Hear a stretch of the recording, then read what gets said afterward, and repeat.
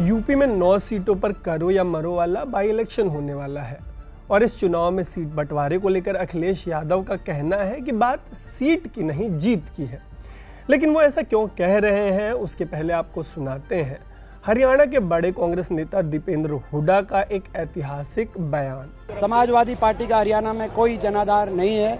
महज 4 सेकंड में कह दी गई इस बात ने इतिहास बना दिया, हरियाणा में कांग्रेस की हार का इतिहास। हरियाणा चुनाव के बाद एक्सपर्ट्स ने कहा कि महज 4 सेकंड में कही गई ये बात कांग्रेस की हार की एक बड़ी वजह बनी। बट ये पहला मौका नहीं था जब कांग्रेस के किसी नेता ने ऐसा कुछ कहा हो और ऐसा कहने के बाद पार्टी को मुंह की खानी पड़ी हो। इसके पहले 2023 में मध्य प्रदेश में विधानसभा चुनाव हुए। जैसे हरियाणा में भूपेंद्र हुड्डा और उनके बेटे दीपेंद्र हुड्डा के हाथों में कांग्रेस के चुनाव की कमान थी, वैसे ही 2023 के विधानसभा चुनाव में कमलनाथ के हाथ में कांग्रेस की कमान थी। सुनिए कि तब कमलनाथ ने क्या कहा था। सर, अखिलेश यादव ने आरोप लगाया कि अरे भाई छोड़ो अखिलेश। दोनों ही चुनावों में कई समानताएं थी। दोनों ही राज्यों में बीजेपी लंबे समय से सरकार चला रही थी और दोनों ही राज्यों को लेकर कई लोगों का मानना था कि इनमें कांग्रेस आसानी से जीत जाएगी।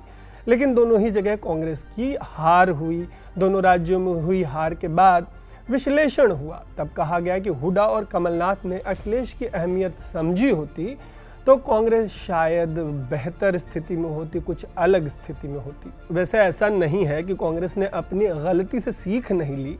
मध्य प्रदेश वाले चुनाव के बाद 2024 में हुए लोकसभा चुनाव में कांग्रेस ने अखिलेश की अहमियत समझी।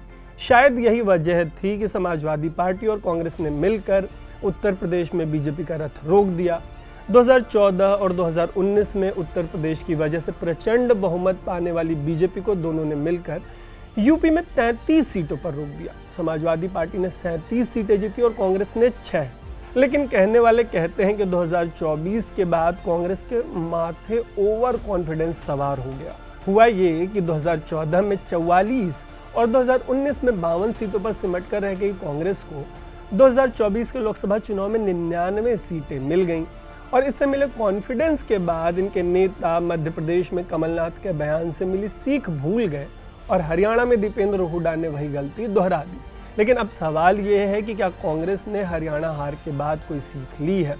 इसका जवाब अखिलेश यादव के उस बयान में छुपा है जिससे हमने इस स्टोरी की शुरुआत की थी।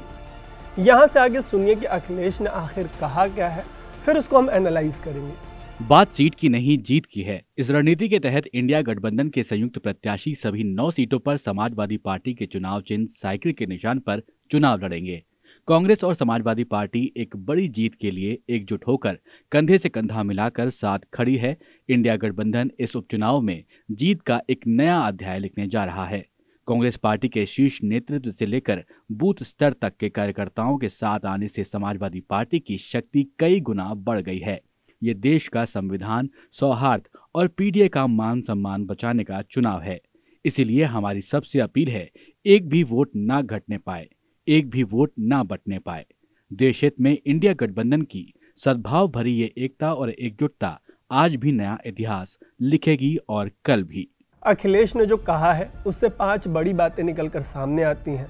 पहली कि सभी के सभी 9 उम्मीदवार साइकिल के निशान पर चुनाव लड़ेंगे।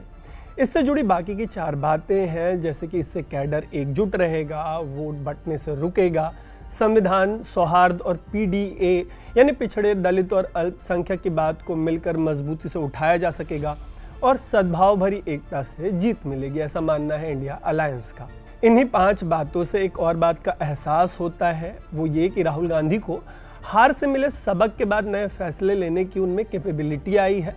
हरियाणा चुनाव में एक एनालिसिस ये निकलकर सामने आई थी कि यादवों ने एक तरफा बीजेपी को वोट दिया।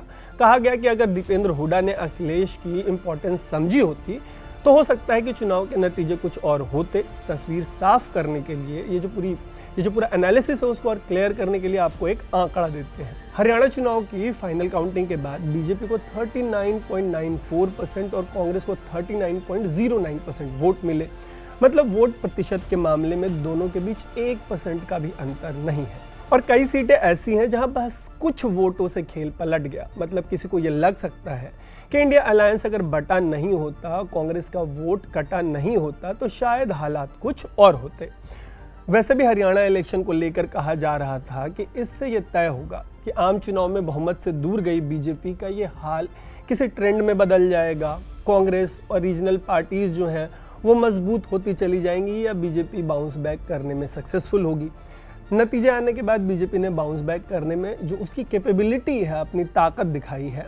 ऐसे में यूपी उपचुनाव में इंडिया गठबंधन के साथ लड़ने के फैसले से साफ है कि आम चुनाव में बहुत मुश्किल से मिले मोमेंटम को इंडिया अलायंस खोना नहीं चाहता, और ये मोमेंटम किस करवट बैठेगा वो इन चुनावों के काउंटिंग वाले दिन पता चल जाएगा। मीनवाइल आप ऐसे ही स्टोरीज के लिए स्विच को फेसबुक, यूट्यूब और इंस्टाग्राम पे फॉलो और सब्सक्राइब ज़रूर कर लीजिएगा। ऐसे ही स्टोरीज़ के लिए, एक्सप्लेनर्स के लिए, एनालिसिस के लिए स्विच को देखते रहिएगा। हम काउंटिंग वाले दिन भी आपके लिए ऐसे ही एनालिसिस, ऐसे ही एक्सप्लेनर्स लेके आएंगे। देखते रहिएगा स्विच। मेरा नाम है तरुण।